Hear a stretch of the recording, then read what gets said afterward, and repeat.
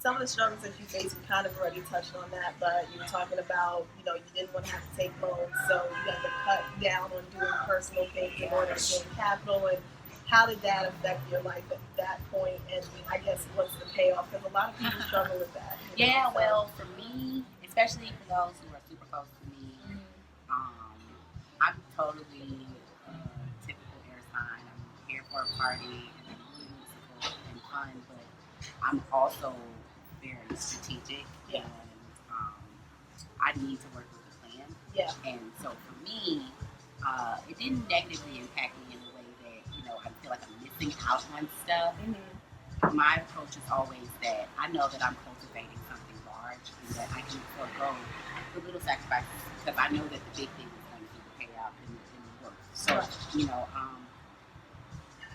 I don't, like missing trips and doing that kind of stuff. It sucks because the pictures and all the good times, and I did miss experiences, and I know that. But also too, I'm trying to establish a legacy. You make sacrifices for the things that you want to fit in. Yeah.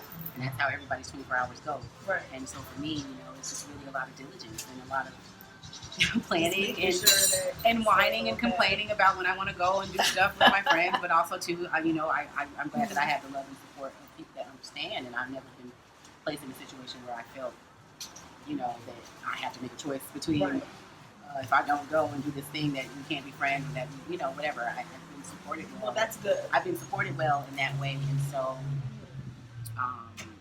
for me, I would caution that unless you are super anal like me about receipts and saving, then I can see why it can become an issue or a problem. But it's really just about allowing yourself space to assess. I just feel like you can't be in the game of wanting to own your own business. And this is coming from a brand new business owner, so I'm not talking from a place of authority. But you have to be willing to get dirty and miss stuff and not always be tuned in your regular way because it's literally like a shift. And you have to be 100% okay and signed up for it. Check it in with yourself. Where do you do well at? How are you? What are you poor at? For me, it's time delegation, that's why I am super nuts about it because I have to be. Otherwise, I'm going to wait till the last second. I'm going to wait till the last second and try to get it done, and that's not going to be my best work, and all that. But I know that I've talked to myself and said, Rico, you're a hard procrastinator. A serial one and a long time one too. So you have to stay ahead. And so that's how I've looked at myself. You have to be willing to do that first and foremost. I think that's like largely a part of the success that I've had is because I've been trying to be anchored down and being like, where do I need to step it up?